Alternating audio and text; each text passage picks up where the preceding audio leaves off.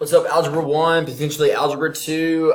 We are talking about normal distribution. Normal distribution is the concept that things fall under this perfect little bell curve and everything is normally distributed away from the mean, walking out 1, 2, 3 standard deviations away in this really uniform way. Let's go back to what we did in class today. We did this experiment with coins. We talked about percents a little bit, but this is the chart that we talked about in terms of your average is in the middle, and then 1, 2, 3 standard deviations above that by adding that standard deviation onto the mean 3 times or subtracting that standard deviation on 3 times.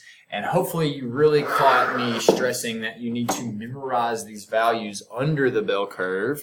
34% falls below the mean 1 standard deviation, 34% falls 1 standard deviation above. Total is 68%. And as you keep walking out further and further, your percentages represent how much data falls within that data range from the mean. So I'm going to do one with you, and I'll leave the second one for you to try independently. So drawing the bell curve is definitely the first skill you need to have. So it says the heights of the 880 students at a high school are normally distributed. So as soon as I read that, bell curve on the paper. And once I draw this little bell curve, I'll draw a line under it.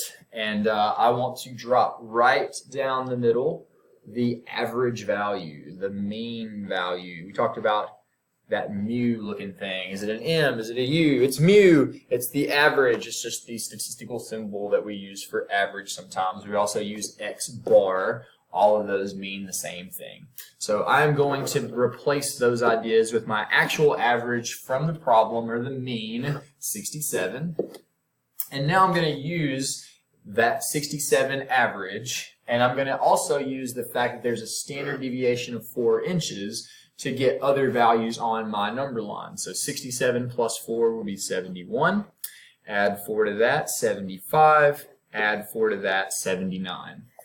Moving the opposite direction, 67 minus 4 is 63. 63 minus 4 is 59. 59 minus 4 is 55. And so I'm going to make those little tick marks go all the way up to the bell curve. And now I'm going to go into my memory palace and try to remember those values. 34% in the middle.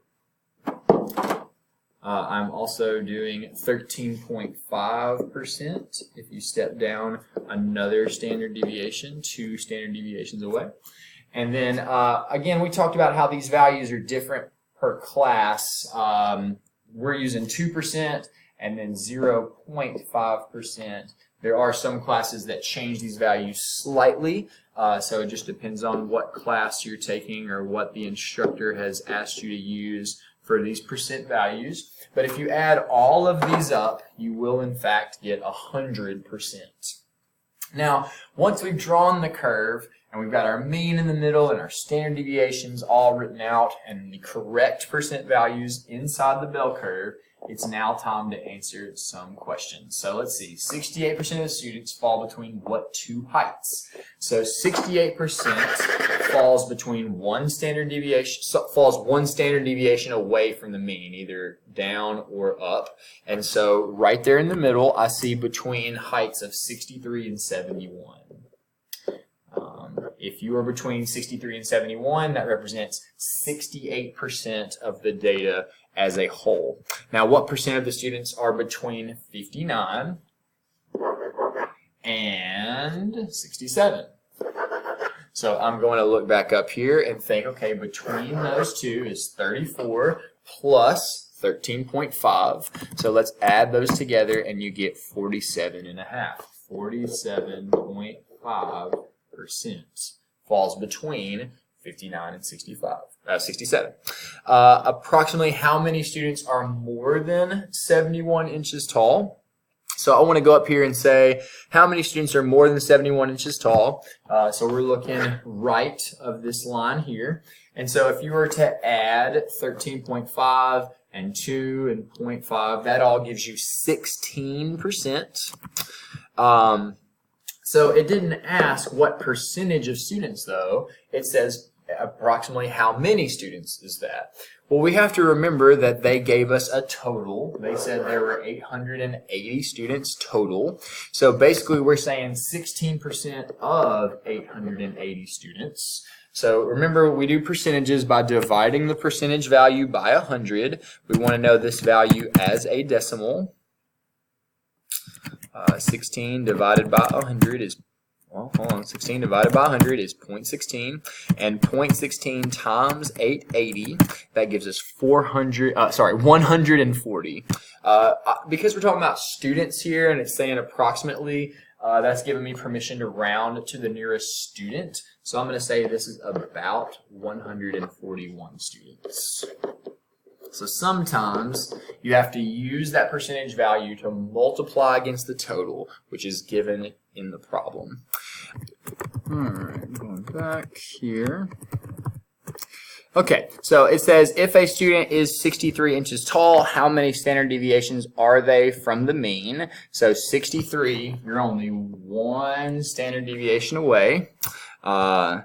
So one standard deviation, and I'm going to use that little tail, that little O with a tail to kind of say that, one standard deviation, and it's really one going down, so -1 standard deviation away. If a student's 71 inches, how many standard deviations are they away? Well, it's still one, but you're just on the upper side of the mean. So I'll answer that similarly, +1 standard deviations. It's kind of like a 6, but that 6 isn't extended, not quite like a 6, but that O comes all the way back to the top, but it's got this little bitty tail on it, or a little hat if you will, and that's how you can use the standard deviation symbol. If you pick a student at random, what's the probability there between 63 and 71? So between 63 and 71, again, 34 and 34 added together, that represents 68% of the data.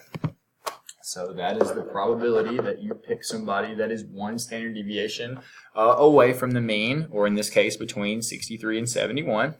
Let's say you were trying to pick a student at random, the probability that they're between 59 and 63. So between 59 and 63 is 13.5%. So let's throw that in there as our answer, 13.5%. Again, probability, it's okay to leave that in percentage form. We don't need to use that to calculate exactly how many students that is unless it asks for that specifically. What is the probability that they will be more than 67 inches? So I go up here and find 67. 67 is the mean, and so this side represents 50% of the data, just like this side represents 50% of the data. So if they're saying what probability is it that they will fall above that mean value of 67, well, it's 50%. 50% above, 50% below. And what's the probability that they'll be less than 63 inches tall? So 63 right here, but you're going less than. So if we were to add 13.5 plus 2 plus 0.5, that is going to give us 16%. There is a 16% chance that the student falls below 63 inches tall. So I want you to try the next one. Draw your curve. Label all of your average values added with 1, 2, 3 standard deviations going up and 3 standard deviations going down. Then try to get in the curve to place your percentage values, and once you have them all in there, you are ready to do exactly what we just did, and that's answer some questions based on the curve you drew. Good luck, and I hope this was helpful. I'll see you later.